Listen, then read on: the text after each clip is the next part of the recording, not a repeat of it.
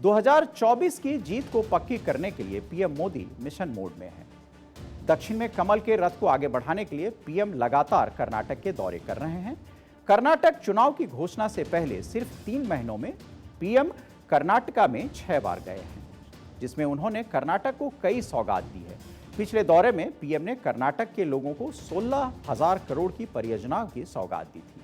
आगामी चुनाव में बीजेपी ने राज्य की कुल 224 विधानसभा सीट में कम से कम 150 सीट जीतने का लक्ष्य रखा है। ऐसे में बीजेपी चुनावी तैयारियों में कोई कोर कसर नहीं छोड़ना चाहती। बीजेपी ने कर्नाटक के लिए स्पेशल प्लान तैयार किया है। 224 सदस्यीय कर्नाटक विधानसभा में बीजेपी और उनके सहयोगियों के 119 विधायक हैं। बीजेपी उत्तर प्रदेश और गुजरात की तर्ज पर कई मौजूदा विधायक के यहां टिकट काटने का मन बना चुकी है। सूत्रों की माने तो लगभग 40% मौजूदा विधायकों के टिकट काटे जा सकते हैं। 5 से 7 अप्रैल के बीच 9 अप्रैल तक बीजेपी की सेंट्रल इलेक्शन कमेटी की मीटिंग होने वाली है। इसी मीटिंग में सारे उम्मीदवारों के नाम फाइनल हो जाएंगे। बीजेपी अपने सीएम के चेहरे पर चुनाव नहीं लड़ेगी। सारा चुनाव पीएम मोदी के चेहरे पर लड़ा जाएगा। डबल इंजन सरकार के मॉडल पर चुनाव लड़ा जाएगा, जो भारतीय जनता पार्टी अक्सर हर राज्य में करती आ रही है। बीजेपी कर्नाटक चुनाव में कॉर्पोरेट बॉम्बिंग की तैयारी कर रही है। आपको बता दें कि कॉर्पोरेट बॉम्बिंग यानी धड़ाधड़ रैलियां, बीजेपी ने धड़ाधड़ रैलियां करने का प्लान बनाया है ताकि कर्नाटक के चुनावी माहौल को पूरी तरह से भगवामय किया जा सके। बाकायदा इस पूरे मिशन के लिए बीजेपी ने 40 स्टार कैंपेनर की सूची भी जारी की है। पहले स्टार कैंपेनर तो खुद प्रधानमंत्री मोदी ही हैं। उनके बाद गृह मंत्री अमित शाह, पूर्व मुख्यमंत्री कर्नाटक के बीएस येदियुरप्पा, यूपी के मुख्यमंत्री सीएम योगी आदित्यनाथ, एमपी के सीएम शिवराज सिंह चौहान, गोवा के सीएम प्रमोद सावंत, महाराष्ट्र के उप मुख्यमंत्री देवेंद्र फडणवीस, केंद्रीय रक्षा मंत्री राजनाथ सिंह, वित्त मंत्री निर्मला सीतारमण, केंद्रीय मंत्री स्मृति ईरानी जैसे बड़े कई और चेहरे होंगे। इसके अलावा केंद्रीय मंत्रियों की एक लंबी चौड़ी फौज कर्नाटक के चुनाव में वहां के राजनीतिक मैदान को संभाल रही है और भारतीय जनता पार्टी ने लगातार अपने सारे सांसदों और खास तौर पर केंद्रीय मंत्रियों की ड्यूटी भी कर्नाटक चुनाव के लिए लगाई है, क्योंकि दक्षिण का चुनाव भारतीय जनता पार्टी को जीतना, उसके जो चुनावी दावे हैं उस पर और 4 चांद लगाएगा। अब तक पूर्वोत्तर में आपने भारतीय जनता पार्टी की जीत देखी थी, अब ये दक्षिण का रन शुरू हो रहा है और कर्नाटक जो है दक्षिण भारत के एकमात्र राज्य में भारतीय जनता पार्टी के पास है जहां उनका शासन है। जाहिर सी बात है, भारतीय जनता पार्टी निश्चित तौर पर यह चाहेगी कि उनका ही शासन वहां कायम रहे, क्योंकि जब दक्षिण की बात आप करते हैं तो कर्नाटक एक महत्वपूर्ण राज्य है और उस राज्य से अगर भारतीय जनता पार्टी दोबारा सत्ता पर काबिज रह गई तो फिर वहां से एक दक्षिण की नई राजनीति को भारतीय जनता पार्टी अंजाम तक पहुंचाएगी। प्रधानमंत्री मोदी इसके लिए कटिबद्ध हैं और लगातार आप देखें वो रैलियों के जरिए, घोषणाओं के जरिए, योजनाओं के जरिए भारतीय जनता पार्टी और अपनी सरकार की जो नीतियां हैं उसको स्पष्ट तरीके से रख भी रहे हैं। पार्टी अध्यक्ष स्टार प्रचारकों के लिए सख्त निर्देश दे रहे हैं कि वो मतदान वाले राज्यों में अपना अपना समय 2 हफ्ते का समय दें और उससे ज्यादा का भी समय दें। ज्यादा लोग बीजेपी की तरफ कैसे आकर्षित हों, इसके लिए केंद्रीय मंत्री घर घर जाकर चुनाव प्रचार करें। वहीं पीएम रैलियों के जरिए बीजेपी के लिए माहौल बनाएंगे और कांग्रेस की पूर्ववर्ती जो सरकार रही है उसके भ्रष्टाचार को गिनवाएंगे। पीएम मोदी 8 से 10 अप्रैल को कर्नाटक में चुनावी प्रचार की शुरुआत करेंगे। मैसूर के नेशनल पार्क में रैली से पीएम कांग्रेस और जेडीएस के खिलाफ ताल ठोकेंगे और कर्नाटक के लोगों को बीजेपी के काम गिनवाएंगे। जो कर्नाटक में जो आप सड़कें, अस्पताल, रेलवे स्टेशन, फ्लाईओवर, ब्रिज ये सब देख रहे हैं, ये बीजेपी ने बनवाए हैं और आगे भी ये विकास की प्रक्रिया जारी रहेगी। ये प्रधानमंत्री का मूल मंत्र होगा उनके भाषण का।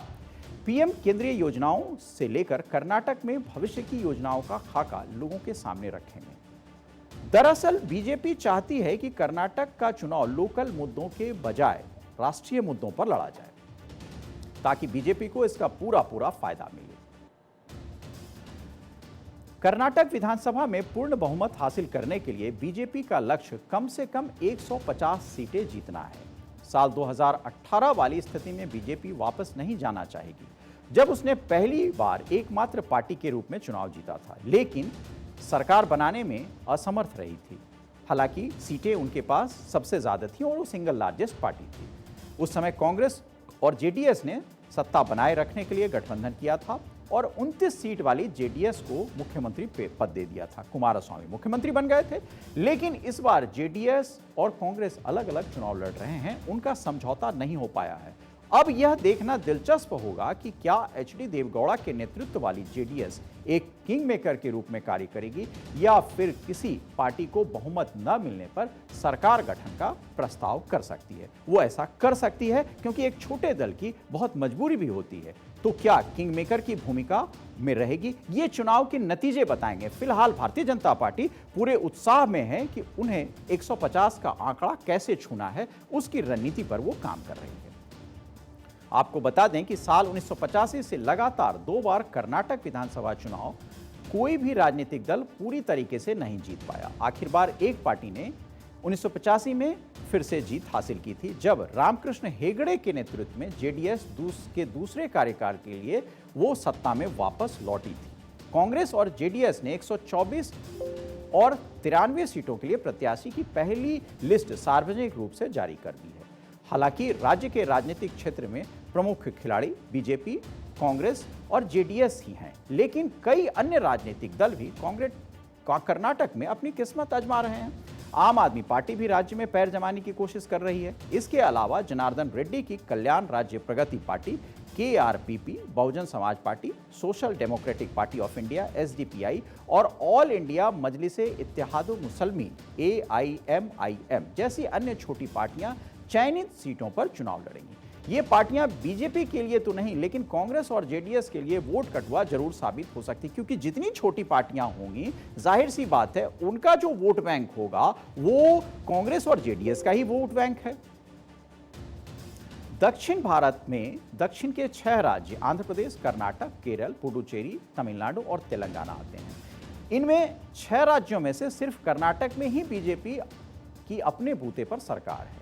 कर्नाटक को छोड़कर दक्षिण भारत के किसी भी राज्य में भगवा पार्टी अपनी पैठ अब तक नहीं बना पाई है। हालांकि पुडुचेरी में पार्टी सत्ता में भागीदार जरूर है। इस लिहाज से बीजेपी के सामने दक्षिण विजय का लक्ष्य बहुत कठिन है।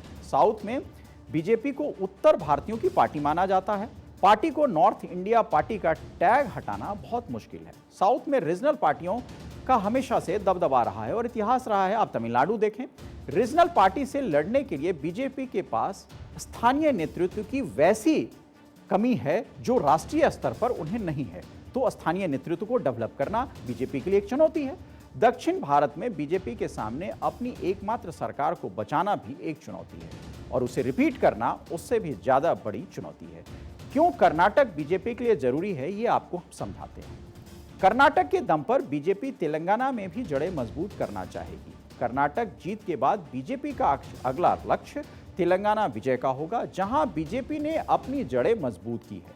वहीं तेलंगाना में केसीआर मजबूती से बीजेपी के आगे खड़े हैं और बीजेपी से लड़ने के लिए तीसरा मोर्चा बनाने में भी लगे हुए हैं। लेकिन बीजेपी का मानना है कि जिस तरह कर्नाटक में जेडीएस को खत्म किया गया, उसी तरह केसीआर को भी खत्म किया जा सकता है, क्योंकि जहां जहां बीजेपी की एंट्री हुई है वहां बीजेपी ने रीजनल पार्टियों के वजूद को खत्म कर दिया है। यूपी में जब से बीजेपी की सरकार बनी, मायावती की पार्टी अस्तित्व की जंग लड़ रही है, ये आप भी देख रहे हैं।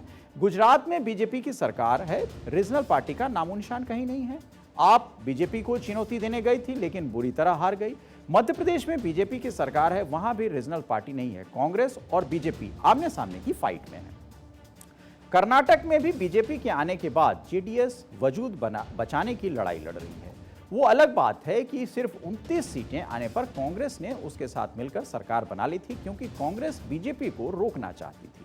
दरअसल बीजेपी का मकसद है कि हिंदी भाषी राज्यों की घटती सीटों को दक्षिण से पूरा किया जाए, क्योंकि वे पिछले 2 चुनाव में बीजेपी लगातार हिंदी भाषी राज्यों में से 95% सीटें निकाल रही है।